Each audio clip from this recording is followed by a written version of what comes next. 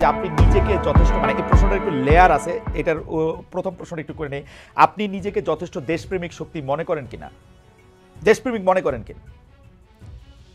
আমি নিজেকে দেশপ্রেমিক মনে করি, তবে এটা হচ্ছে ওকে ফাইন, হ্যাঁ ইয়েস। না না, আপনি আরেক লাইন বলেন, বলেন, অসুবিধা নেই, অসুবিধা না না, আমি দেশপ্রেমিক মনে করি। দেশপ্রেমিক মনে করেন, ওকে।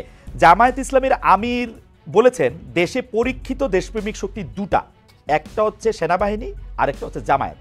আমাদের প্রশ্ন হচ্ছে আপনি তার বক্তব্যের সাথে একমত কিনা। দুই হচ্ছে যদি একমত না হন, দেশপ্রেমিক হইতে হলে আপনাকে সেনাবাহিনীর অংশ হইতে হবে অথবা জামায়াতের অংশ হইতে হবে, আপনি কোনটা? আমি জামাত নেতার এই বক্তব্য আমি শুনি নাই। আমি কি পড়ে শোনাবো কোটেশন?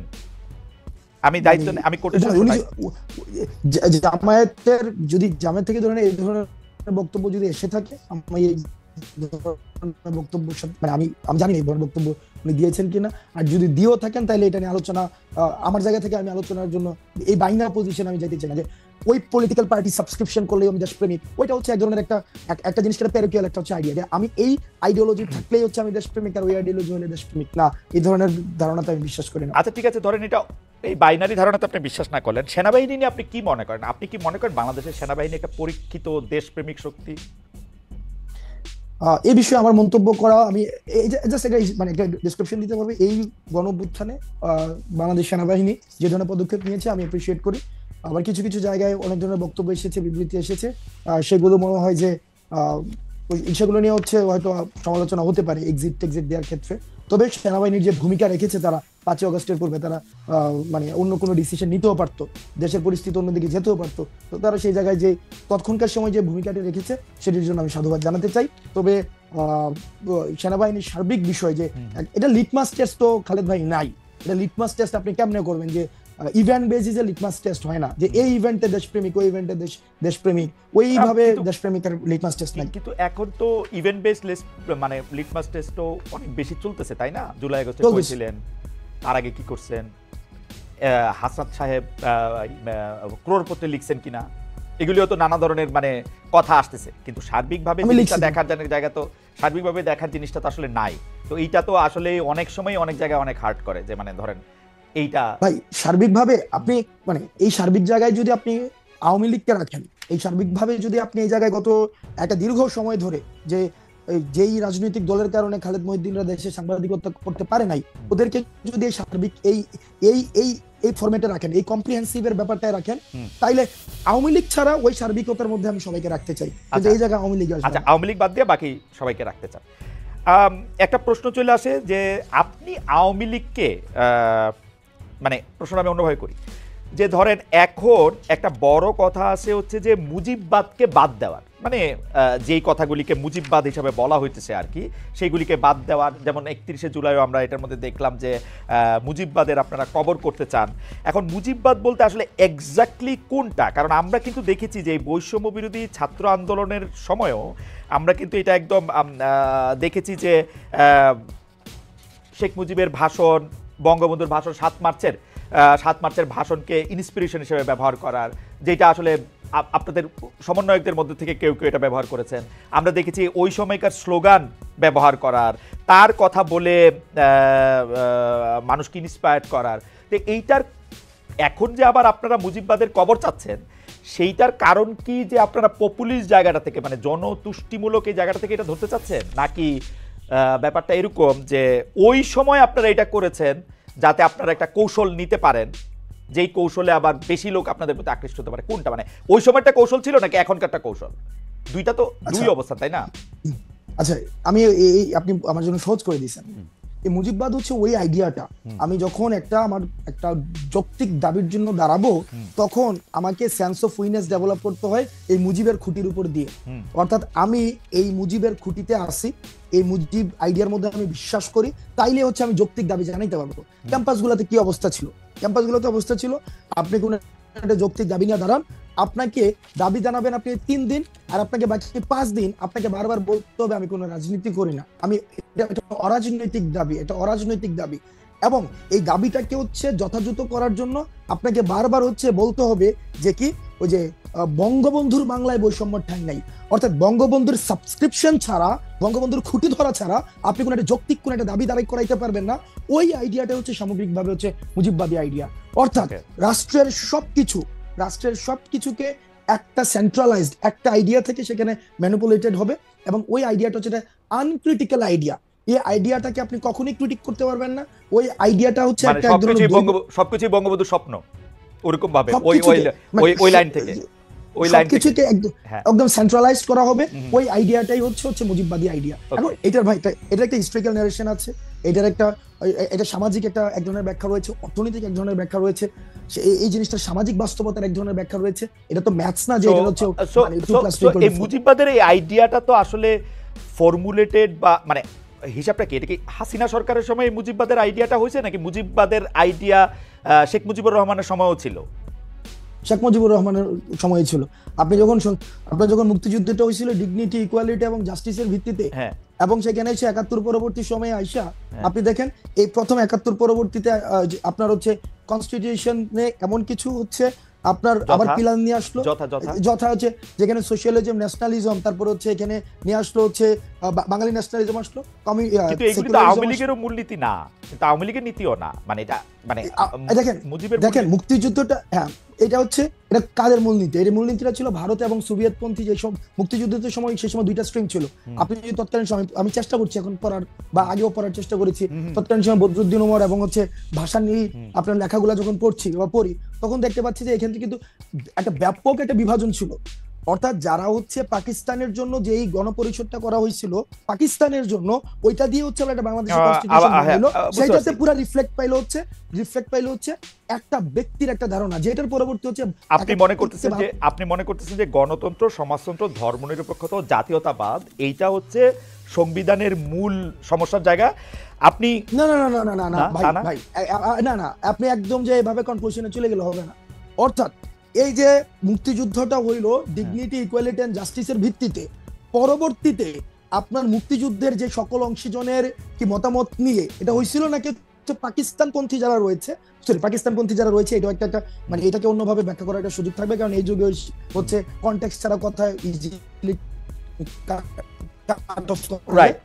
আমি বলতে চাচ্ছি তৎকালীন সময় যে গণপরিষদটা করা হয়েছিল, সেই গণপরিষদটা হচ্ছে এই গণপরিষদটা কিভাবে মানে কোন নির্বাচনের ভিত্তিতে হয়েছিল? একটা ন্যাশনাল এবং প্রভিন্সিয়াল নির্বাচন, যে নির্বাচনটা এই তর্ক তো আমরা করতেই পারি, তর্ক আমরা সারা জীবন ধরে করতে পারবো যে এটা আসলে গণপরিষদ হয়েছিল কিনা, ৭০ সালে যারা নির্বাচিত হয়ে আসছিল তারাই গণপরিষদে বসবে কিনা, এগুলো তর্ক আমরা করতে পারি। কিন্তু আমি জানতে চাইতেছি যে আমরা এখন ৭২-এর সংবিধান বলি বা বলি, এটার ক্ষেত্রে গণতন্ত্র, সমাজতন্ত্র, ধর্মনিরপেক্ষতা, জাতীয়তাবাদ এগুলিকে আমরা সমস্যা হিসেবে দেখতেছি কিনা, ভিসাভিস যেখানে আমাদের কাছে ডিগনিটি, ইকুয়ালিটি এবং সোশ্যাল জাস্টিস ছিল, এবং ডিগনিটি, ইকুয়ালিটি, সোশ্যাল জাস্টিসের এন্টিথিসিস আমরা গণতন্ত্র, সমাজতন্ত্র, ধর্মনিরপেক্ষতা, জাতীয়তাবাদকে মনে করতেছি কিনা যে একটা আরেকটার সাথে সাংঘর্ষিক। না, এন্টিথিসিস না, এখানে কন্ট্রাডিকশন আছে। হ্যাঁ, কন্ট্রাডিকশনটা একটু বলেন। এখানে দেখেন একদম পুরাটাকে হচ্ছে বাঙালি জাতীয়তাবাদ বানাই ফেলছে, এখন সবগুলাকে একসাথে হচ্ছে একটা প্যাকেটে নিয়ে আসছে। এখন পুরা এই জায়গায় আপনি দেখবেন যে ওইখানে গণপরিষদ থেকে তখন কিন্তু যতীন্দ্র লারমা কিন্তু তখন উনি অনির্দিষ্টকালের জন্য হচ্ছে গণপরিষদ। তাহলে এই একটা স্পেসিফিক সমস্যা পাওয়া গেল যে জাতীয়তাবাদটা এরকম বাঙালি এরকম হইতে পারবে না, তাই তো? দেখেন না, সমস্যা না, এখানে আপনার প্রত্যেকটা স্টেক হোল্ডারের অ্যাকনলেজমেন্ট প্রয়োজন। আপনার যে জায়গায় সমাজতন্ত্র আছে সেই জায়গায় আবার আপনার এখানে ধর্মনিরপেক্ষতার যে আলাপটা, আপনার এখানে একটা ধর্মনিরপেক্ষতার আলাপ তো যুদ্ধের সময় ছিল না। এখন আমাকে আবার এখানে বলা হচ্ছে হাসনাত আব্দুল্লাহ আজকে ক্যাপশন যাবে যে এ ধর্মনিরপেক্ষতার বিপক্ষে। এটা এই ধরনের একটা ছোট 2 লাইনের 4 লাইনের আলাপ আলোচনা দিয়ে সম্ভব না। সংবিধান বিশেষজ্ঞ আমরা দেখেছি, এটা আমি বুঝতে পারছি যে আমরা একটু মুভ অন করি। তার মানে আপনি বলতে চাইতেছেন যে ধর্মনিরপেক্ষতার আলাপটা আলাদা, কিন্তু সংবিধানে ধর্মনিরপেক্ষতা রাখা দরকার ছিল না, এটা রাখা হয়েছে, তাই কি? রাখা হয়েছে, এবং এটাকে এখন বাদ দেওয়া কিভাবে আসছে, এটাকে কি এখন বাদ দেওয়া দরকার মনে করতেছেন আপনি? আবার ভাই না নাকি এটা আপনি আলাপই চান না? আমি বুঝি না, কিন্তু এটা নিয়ে নাকি আপনি আলাপই চান না? না আমি আলাপ চাই, তবে হ্যাঁ অবশ্যই আলাপ চাই, সেটা আলাপ হওয়া উচিত। কিন্তু এটাকে যদি আপনি এভাবে বলতে চান, হাসনাত আব্দুল্লাহ এটা চাইছে যে সংবিধান হচ্ছে ধর্মনিরপেক্ষতা। আরে ভাই, হাসনাত আব্দুল্লাহ চাইছে সেটা বলবো কেন? আমি আলাপটা বোঝার জন্য আলাপটা হচ্ছে যে মুক্তিযুদ্ধটা যেভাবে হয়েছিল, মুক্তিযুদ্ধটা যেই অবজেক্টিভ সামনে রেখে হয়েছিল, পরবর্তীতে ৭২-এর যে সংবিধানটা হয়েছিল, এই মুক্তিযুদ্ধের গণ আকাঙ্ক্ষার প্রতিফলনটা এই সংবিধানটাই হয় নাই। আওয়ামী আকাঙ্ক্ষার প্রতি আওয়ামী লীগের আকাঙ্ক্ষা জাতীয়তাবাদ, আমি একটু কয়ে রাখি, আমার জীবনেও মনে হয় না আওয়ামী লীগের আকাঙ্ক্ষা জাতীয়তাবাদ, আমার জীবনেও মনে হয় না আওয়ামী লীগের আকাঙ্ক্ষা ধর্মনিরপেক্ষতা। কারণ আওয়ামী লীগ ধর্মরে পুঁজি কইরা সবচেয়ে বেশি বাংলাদেশ অন্যায় করছে। আপনি খোঁজ নিয়ে দেখেন গত 15 বছরে সে যাদেরকে দুর্বল পাইছে, সে ধর্মীয় সংখ্যালঘু হোক, পাহাড়ি সংখ্যালঘু হোক, এই মানে অন্যভাবে সংখ্যালঘু হোক, যেমনে পারছে আওয়ামী লীগের অত্যাচারগুলি করছে। সুতরাং আওয়ামী লীগের আমার কখনোই ধর্মনিরপেক্ষ মনে হয় নাই, কখনো জাতীয়তাবাদী মনে হয় নাই, কখনো গণতন্ত্রী মনে হয় নাই। গণতন্ত্র মনে হইলে সে কোনোদিন ভোট লয়ে এরকম করতে পারতো না। আমরা এটার মধ্যে এটা দেখছি। কখনো তাদেরকে সমাজতন্ত্রী মনে হয় না। সমাজতন্ত্রী হইলে বাংলাদেশে এতগুলি ঋণ খেলাপি হইতো না, এতগুলি অলিগার্ক সৃষ্টি হইতো না।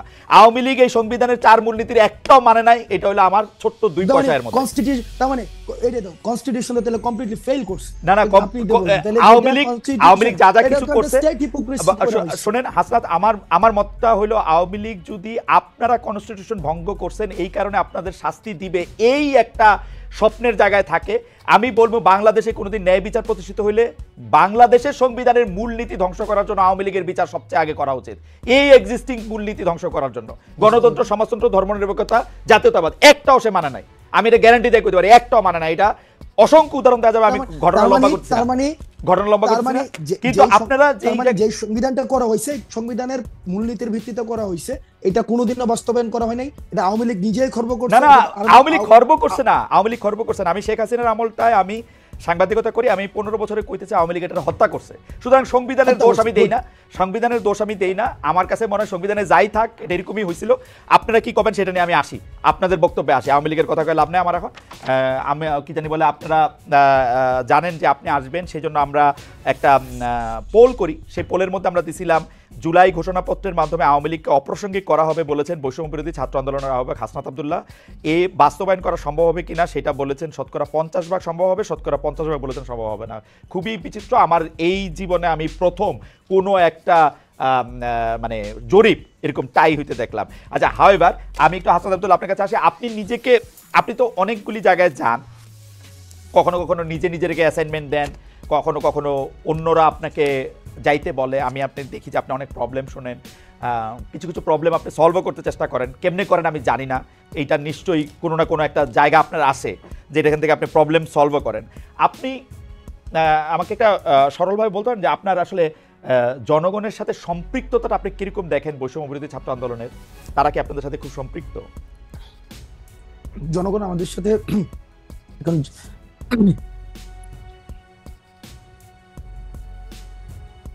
দেখেন, একটা দীর্ঘ সময় একটা জনগণের যেটা হয়েছে, যেটা বিভাজনের রাজনীতির মধ্য দিয়ে তারা গড়ে উঠেছে, এবং সেক্ষেত্রে তাদের আশা আকাঙ্ক্ষার প্রতিফলন হইতে দেখে নাই। এবং হাসিনার যে পতন এবং নতুন রাজনৈতিক একটা বন্দোবস্ত, নতুন রাষ্ট্র কাঠামো, এই বিষয়গুলোর সাথে মানুষ আমাদের সাথে অ্যাটাচ করে, এটা আমরা দেখি। সবাই অ্যাটাচ করে বিষয়টা এমন না, আমি বলবো না যে শতভাগ মানুষ আমাদের সাথে অ্যাটাচ করেছে, বিষয়টা এমন না।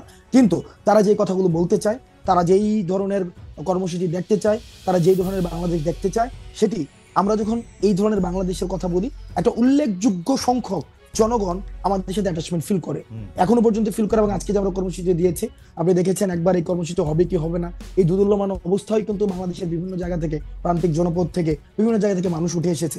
এখনো পর্যন্ত নতুন একটি রাজনীতিক, আপনি একটা মানে আরবান মিডল ক্লাসে একটা রাজনীতিক, আমরা এই যে প্রজন্মটা আই হেট পলিটিক্স প্রজন্মের মধ্য দিয়ে হয়েছে, আমরা মনে করেছিলাম এই প্রজন্ম রাজনীতি বিমুখ হয়েছে, দেশ কিভাবে গেল, এই দিকে তাদের কোনো মনোযোগ নেই। এই প্রজন্মটা আমাদেরকে নিয়ে আশা দেখছে, এই প্রজন্ম আমাদেরকে নিয়ে, আমাদের ছোটখাটো ভুলগুলো তারা আশাহত হয়, আমাদেরকে নিয়ে ক্রিটিক করে, কারণ আমাদেরকে নিয়ে তারা অনেক বেশি স্বপ্ন দেখে। আমার মনে হয় খুব চমৎকার বলেছেন জনাব আব্দুল্লাহ। অনেক প্রশ্ন রয়েছে, তাহলে আপনি বলতেছেন যে জনগণ আপনার সাথে অ্যাটাচ বোধ করে, শতভাগ না হলে উল্লেখযোগ্য সংখ্যক করে। আপনাদের একটা আইডিয়া আছে যে এই উল্লেখযোগ্য সংখ্যক মানে একটা চিন্তা যে এটা আসলে কত ভাগ, এটাকে আপনার একটা কোনো মাঠ পর্যায়ে কোনো গবেষণা? আমরা যেহেতু এখনো কোয়ান্টিটেটিভ জরিপ চালাই নাই, কোনো ভোটাভুটি বা এই ধরনের হয় নাই, সুতরাং এটা কত পার্সেন্ট এই কোয়ান্টিটেটিভ অ্যাসেসমেন্টে আমি যেতে পারবো না। কিন্তু আপনি তো দেখেন যে গেলে লোকজন সাড়া দেয় বা লোকজন আপনাদের কাছে আসতেছে, সেটা তো আপনারা দেখেন, তাই তো? হ্যাঁ, সেটা আমরা দেখি। মানুষের আকাঙ্ক্ষা। আমার এই প্রশ্নটার মধ্যে আসলে কতগুলি ভাগ রয়েছে, যদি এইটা দেখেন আপনারা, এবং এইটা তো কেউ কোনোদিন অস্বীকার করবে না। আমরা জার্মানিতে ছিলাম, পুরো জুলাই মাসটা আমরা দেখেছি যে আপনাদের ডাকে আপনারা প্রথমে কোটা আন্দোলন করতেছিলেন, তারপরে যখন এটা একদফা আন্দোলনের মধ্যে গেল, নতুন রাজনৈতিক বন্দোবস্তের কথা আপনারা বললেন, সেইটা 3 তারিখে আপনারা বললো, তার আগেও এক দফার আপনাদের পেছনেই, মানে আমি যেটা বলি যে আপনারা এটার উপকার পুরো বাংলাদেশ এসে আপনাদের পিছনে দাঁড়িয়েছিল এবং সবাই আসলে বলাবলি করতেছিল, প্রফেসর ইউনূস পর্যন্ত বলেছেন এই ছাত্ররাই আমাকে নিয়ে এসছে এবং তারাই আমাদেরকে আসলে ক্ষমতায় বসিয়েছে, মানে একদম স্পেসিফিকলি বসেছে। যদি ওই ব্যাপারটা ঠিক হয়, বা ঠিক তো বটেই, মানে ওই ব্যাপারটা ঠিক হয়, আমি যদি দিয়ে বলতে চাই না, ওই ব্যাপারটা তো ঠিক বটেই, সময়টা যেহেতু পেরিয়েছে, তাহলে আপনার কাছে কি মনে হয় না যে বাংলাদেশের বেশিরভাগ মানুষ আপনাদেরকে আসলে সমর্থন করেন, আপনাদেরকে চান যে তারা নতুন রাজনৈতিক আলোতে দেখতে? আমরা তো এটা বিশ্বাস করি, বাংলাদেশের এই জন্য তো বলছি উল্লেখযোগ্য সংখ্যক মানুষ এখনো পর্যন্ত চায়, যারা অতীতের কনভেনশনাল পলিটিক্সে তারা আশাহত হয়েছে বিভিন্ন সময় বিভিন্ন স্তরে স্তরে, তো তাদের যে আশা আকাঙ্ক্ষা গুলো গড়ে উঠছে, যতদিন পর্যন্ত আমরা তবে এটা ঠিক, যতদিন পর্যন্ত আমরা তাদের আশা আকাঙ্ক্ষার কথা বলতে পারবো, মানুষের আশা আকাঙ্ক্ষার কথা বলতে পারবো, আপনারা তো তাদের আশা আকাঙ্ক্ষা থাকবো, আপনারা তো তাদের আশা আকাঙ্ক্ষার কথা, আপনারা তো তাদের আশা আকাঙ্ক্ষার কথা বলতেছেনই, সেই জন্য হচ্ছে আপনাদের কাছে এই অভিযোগগুলো আসে, তাই তো? জি, সেই জন্যই। তাইলে এই মুহূর্তে আপনারা কি মনে করেন না যে এই মুহূর্তে যদি একটা নির্বাচন হয়, আপনারা যেহেতু রাজনৈতিক দল গঠন করতে যাচ্ছেন, আপনাদেরকেই জনগণ চাইবে বেশি করে? আপনি কোন একদম ধাক্কাইতে নিয়ে যাচ্ছেন। ওকে, না দেখেন, আচ্ছা আপনি যদি আমি আপনাকে বলি জানাব আব্দুল্লাহ, আপনি যদি কোনো প্রশ্নের উত্তর দিতে না চান বা ইয়েতে না করেন, তাহলে মানে আমার অসুবিধা নাই। আপনি রাজনীতিবিদ, আপনি বাংলাদেশের মন্ত্রী হবেন, প্রধানমন্ত্রী হবেন, রাষ্ট্রপতি হবেন, আমি কিন্তু সাংবাদিকই থেকে যাব। সো আমার কাজ, মানে অনেকে এটা মনে করেন যে অমুকের সাথে আমি এমনি কথা কইলাম, অমুকের সাথে কেমনে কথা কইলাম, ব্যাপারটা এরকম না। হুএভার যে আপনার সিটে থাকবে, আমি তাকে এইভাবেই প্রশ্ন করতে চাইবো। তো আপনার যদি মনে হয় যে প্রশ্ন আপনি দিবেন না, তাহলে আপনার মনে হয় না যে আপনি এখন নির্বাচন করলে বেশিরভাগ মানুষ আপনাদেরকে চাইবে, গণতান্ত্রিকভাবে আপনারা আসলে দেশ চালাবেন? দেখেন, নির্বাচন, দেখেন আমি এই প্রশ্নের মানে একদম যে কনক্লুসিভ কোনো উত্তর দিচ্ছি না, বাট আমার যেটা ধারণা, আপনি বলেছেন যে রাজনীতিবিদ, আমরা হচ্ছে এই জায়গায় মানে একটা হচ্ছে অভ্যুত্থান কেন্দ্রিক একটা রাজনীতি বা অভ্যুত্থান কেন্দ্রিক একটা বিষয়, আর একটা হচ্ছে যে পরবর্তীতে ভোট কেন্দ্রিক যে পলিটিক্স, এই দুইটা ডাইমেনশনের পার্থক্য রয়েছে। আমাদের সাংগঠনিক স্ট্রাকচার রয়েছে, একটা সাংগঠনিক এক ধরনের কর্ম ইভেন্ট রয়েছে, তো সেই জায়গাতে কিন্তু আমরা এখনো পর্যন্ত কি আপনাকে বুঝতে হবে আমরা কোনো রাজনৈতিক দল কিনা। রাজনৈতিক দল হলে সেটা সাংগঠনিক স্ট্রাকচার থাকবে, সাংগঠনিক ম্যানিফেস্টো থাকবে, সেটা ভিশন থাকবে, অ্যাসপাইরেশন থাকবে, মানুষ সেটাকে অ্যাটাচ করতে হবে, তখন হচ্ছে এই যে নির্বাচনে আমরা আসবো কি আসবো না সেই আলাপটা আসবে। এর আগ পর্যন্ত ওই আলাপ যে আসবো কি আসবো না সেই আলাপটাকে আমি মনে করছি না সেটা প্রাসঙ্গিক।